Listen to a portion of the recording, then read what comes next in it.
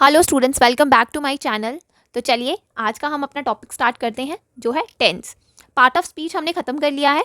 तो अब हमारा नेक्स्ट रहेगा कि टेंसेस और उसकी फॉर्म्स के यूजेज के बारे में हम जानें। तो टेंस हमारी लाइफ में और हमारी इंग्लिश में बहुत ही इंपॉर्टेंट रोल प्ले करता है।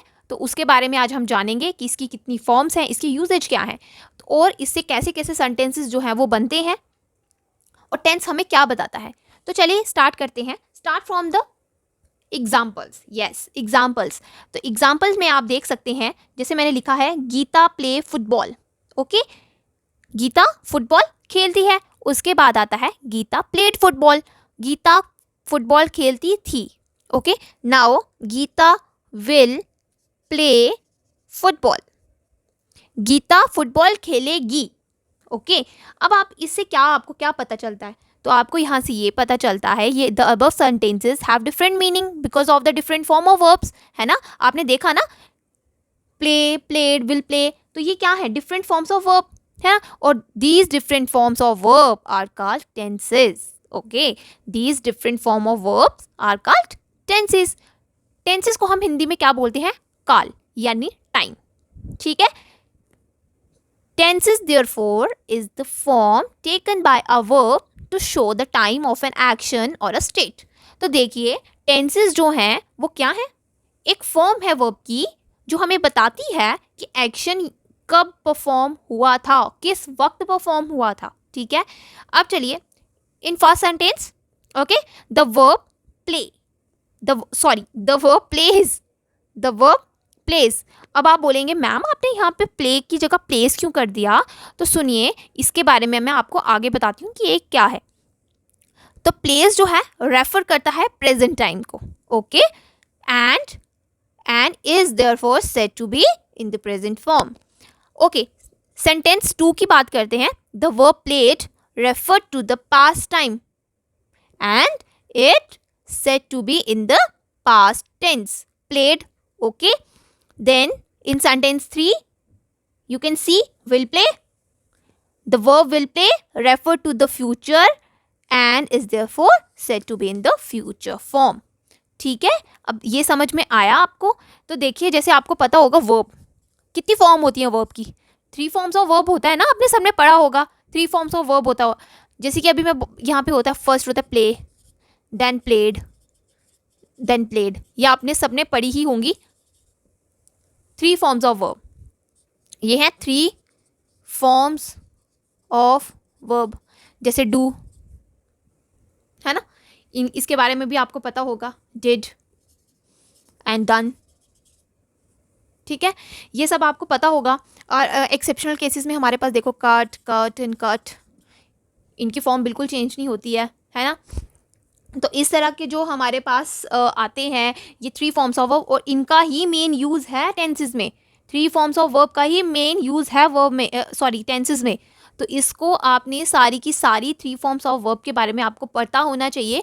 एंड मैं आपको एक वीडियो दिखाऊंगी बना के कि ये 3 फॉर्म्स ऑफ वर्ब क्या होते हैं, ठीक है, और इनका यूज़ कहाँ पे होता है। तो ये एक अलग वीडियो आएगा जिसमें आप सारी की सारी फॉर्म्स वर्ब की जानोगे और आपको लर्न भी करवा दूंगी मैं। चलिए बात करते हैं अब कि आगे जो है टेंस, कितने टाइप के टेंस होते हैं। एक होता है पास्ट, एक होता है प्रेजेंट और एक होता है फ्यूचर। ठीक है, ये आपको समझ में आया कि टेंस की 3 फॉर्म्स होती हैं, पास्ट, प्रेजेंट एंड फ्यूचर। और पास्ट के आगे, प्रेजेंट के आगे एंड फ्यूचर के आगे, इन सब के आगे इनकी 4 फॉर्म्स होती हैं। तो दैट मीन्स कि हमारे पास टोटल कितने टेंसेस हुए? 12। हमारे पास टोटल टेंसेस जो हैं, फॉर्म ऑफ टेंसेस जो हैं वो 12 हैं। वो कैसे हैं आगे सुनिए। पास्ट सिंपल, पास्ट सिंपल और इसे इनडेफिनिट भी कहा जाता है।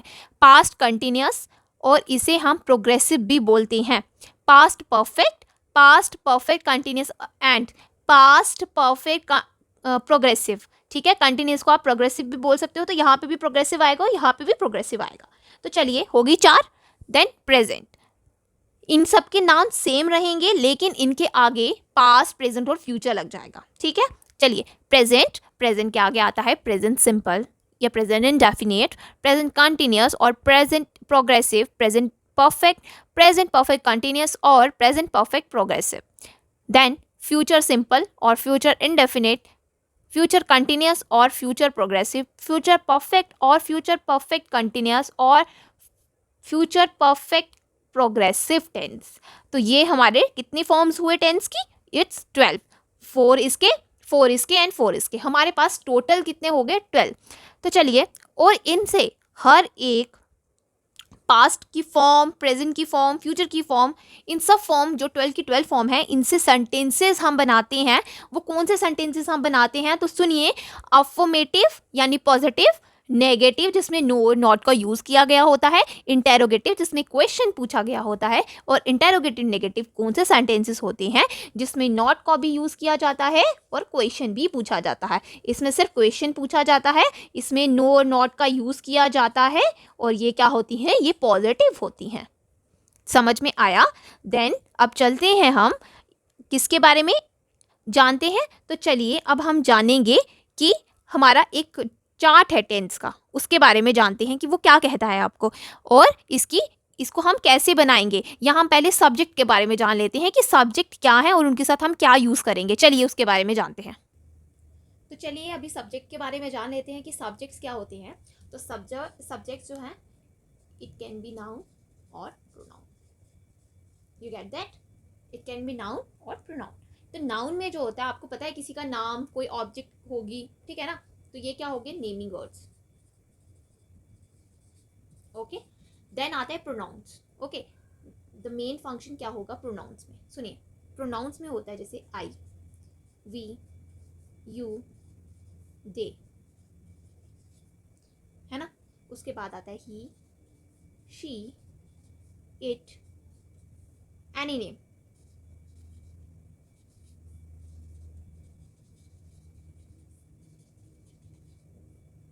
ओके, और ये आएगा यहाँ पे प्लूरल सब्जेक्ट। अब ध्यान से सुनिएगा, नाउन यानी naming word, it can be singular और प्लूरल, है ना। ये प्लूरल भी हो सकता है और सिंगुलर भी हो सकता है।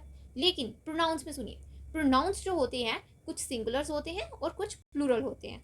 तो जो सिंगुलर होंगे उनके साथ आपका क्या फंक्शन रहेगा और प्लूरल के साथ आपका क्या फंक्शन रहेगा? तो सुनिए, अगर बात की जाएगी पास्ट की, तो सुनिए इसमें क्या करेंगे हम। सबसे पहले प्रोनाउंस में बात करेंगे कि प्रोनाउंस जो है इसमें हमने क्या करना है। अगर हम पहले पास्ट की बात करते हैं, ओके, पास्ट में होता है वॉज और वर। प्रेजेंट में होगा आपके पास इज, एम, आर, और हमारे पास फ्यूचर में क्या होता है? Will and shall. Okay, will and shall. तो अब सुनिए, वॉज जो होता है वो सिंगुलर के लिए यूज़ किया जाता है, इज भी जो है वो सिंगुलर के लिए यूज़ किया जाएगा, एम आई के साथ यूज़ किया जाएगा, और विल एंड शैल ये मैं आपको बताती हूँ कि इसको कैसे यूज़ करेंगे। सुनिए, जब हमारे पास प्लूरल सब्जेक्ट होगा, ठीक है, जब हमारे पास प्लूरल सब्जेक्ट होगा तो हम क्या करेंगे? उसके साथ यूज़ करेंगे वर, ठीक है। और अगर हमारे यहाँ पे आ जाता है प्रेजेंट एंड देन यहाँ पे आ जाएगा फ्यूचर। ओके, और जब हमारे पास प्रेजेंट की बात की जाएगी तो आई के साथ तो एम का यूज़ किया जाएगा, और बाकी यहाँ पे क्या होगा? आर का यूज़ किया जाएगा, ठीक है। उसके बाद फ्यूचर की बात की जाती है तो फ्यूचर में क्या होगा? विल और शेल, इन दोनों में कुछ अंतर होता है, विल और शेल में कुछ अंतर होता है। तो विल और शेल की बात करते हैं। देखिए, विल और शेल जो है दोनों फ्यूचर के लिए यूज़ किया जाता है। आपको पता है कि विल और शेल जो है वो फ्यूचर के लिए हम यूज़ करते हैं, है ना। लेकिन आपको पता है ना कि विल और शेल में एक चीज़ का अंतर होता है। वो क्या होता है कि हम इसके बारे में पूरे श्योर नहीं होते हैं। विल के बारे में हम पूरे श्योर नहीं होते, लेकिन जब हम शेल का यूज़ करते हैं तो हम पूरी बात जो है वो बिल्कुल श्योर होकर बात करते हैं कि ये चीज़ होगी, मतलब होगी ही होगी। ये तो आपको समझ आया। लेकिन यहाँ पे आई और वी के साथ आप हमेशा शेल का यूज़ करोगे। सिर्फ आई एंड वी के साथ आप क्या करोगे? सिर्फ शेल का यूज़ करोगे। और बाकी के साथ जो होगा वो आप किसका यूज़ करोगे? देन आप हमेशा सबके साथ विल का यूज़ करोगे, ठीक है, विल। ओके, तो यहाँ से आपको समझ आ गया होगा कि मैं यहाँ पे क्या कहना चाहती हूँ। ये सब इनके साथ, सब के साथ आप किसका यूज़ करोगे, विल का यूज़ करोगे। और जब आपके पास बात आती है कि पास्ट में क्या करना है, तो पास्ट में आप इन सब के साथ वॉज का यूज़ करेंगे। और प्रेजेंट की बात करेंगे तो जब आपके पास प्रेजेंट की बात की जाएगी तो आप इसका यूज़ करोगे। यहाँ पे आपको इस चीज़ का क्लियर हो गया होगा कि हम कौन से सब्जेक्ट के साथ क्या यूज़ करने वाले हैं। ओके, ये हमारा क्या होगा, ये was, were, is, am, are, will, shall, ये हमारे कौन से हैं, हेल्पिंग वर्ब्स हैं ये हमारे। ये आपको याद होने चाहिए, ये हमारे पास हेल्पिंग वर्ब्स हैं ये। ठीक है, उसके बाद अब चले आगे चलते हैं, आगे चल के बात करते हैं। हाँ, एक और हमारे पास ये भी होता है, इनका भी हम यूज़ करते हैं, बट ये हम इंटेरोगेटिव के लिए यूज़ करते हैं, जैसे डू, डज, डिड, इनका भी यूज़ करते हैं हम। ठीक है, तो डू जो है और डज और डिड तो आपको पता है पास्ट फॉर्म है, और डू और डज जो है ये प्रेजेंट फॉर्म है। तो ये आपको आगे वीडियो के आगे आपको पता चल जाएगा कि आपको इनका यूज़ कहाँ करना है। तो चलिए अभी हम स्टार्ट करते हैं कि हमारा एक चार्ट है जिसमें मैं आपको टाइम क्लूज़ के बारे में बताने वाली हूँ कि टाइम क्लूज़ का भी यूज़ होता है। तो टाइम क्लूज़ क्या होते हैं उसके बारे में चलिए जानते हैं। तो चलिए अब हम जानते हैं टाइम क्लूज़ और वर्ब टेंसेस के बारे में। तो चलिए बताती हूँ मैं आपको टाइम क्लूज़ क्या होते हैं। Time clues are the word that gives some information about when an action occurs. Okay, अभी देखिए मैं आपसे एक बात करती हूँ, जैसे कि he cooked yesterday, उसने कल खाना बनाया था। ठीक है, और यहाँ पे क्या है, yesterday जो है ये आपके लिए एक टाइम क्लू है। ठीक है, उसके बाद मैं बोलती हूँ उसको प्रेजेंट फॉर्म में अगर मैंने लाना होगा तो उसमें क्या बोलूँगी, he cooks dinner every Friday। ठीक है, जिसमें एवरी का यूज़ कर रही हूँ यहाँ पे, तो यहाँ पे क्या आएगा, इसका मतलब ये प्रेजेंट फॉर्म में आ गया। तो अगर फ्यूचर फॉर्म में बात करनी है तो मैं बोलूँगी ही विल कुक टुमारो। तो टुमारो जो है हमारा टाइम क्लू बन जाएगा, मतलब ये आपको क्लू देता है, आपको कुछ इन्फॉर्मेशन देता है किसके बारे में, जो एक्शन जो है वो परफॉर्म कब हुआ था। समझ आ रही है बात। उसके बाद देखिए, these are many words that are time clues. Okay, some can be use to indicate a number of tenses. ठीक है, उसके बाद अगर आपको ये सब टाइम क्लूज़ को देखना है तो देखिए मैंने आपके सामने एक टेबल बनाया हुआ है। तो इस टेबल में आपको सबके सब टाइम क्लूज़ जो हैं वो आपको मिल जाएंगे, और ये आपको हेल्प करेंगे सेंटेंस को रिकॉग्नाइज करने के लिए कि ये कौन सी फॉर्म में है, पास्ट में है, प्रेजेंट में है कि फ्यूचर में है। समझ आया बात इसका। तो चलिए अभी सुनते हैं इसके बारे में। देखिए सिंपल पास्ट के बारे में बात करते हैं। तो सिंपल पास्ट में क्या होगा, येस्टरडे, लास्ट ईयर, ये लास्ट मंथ की बारे में बात करेंगे, जैसे for 5 days, for 5 months, for 5 years. ठीक है, फिर उसके बाद बात करते हैं 1 year एगो या 1 month एगो। तो प्रेजेंट में देखो एवरी मॉर्निंग या every day, always, usually, frequently, sometimes. Future में आएगा tomorrow, tonight, next week, next month, soon, in the future. Progressive में देखिए वाइल, व्हेन का यूज़ होगा। ठीक है, उसके बाद प्रेजेंट में होगा now, right now, this week या this minute, when, after, as soon as, future में यूज़ किया जाएगा।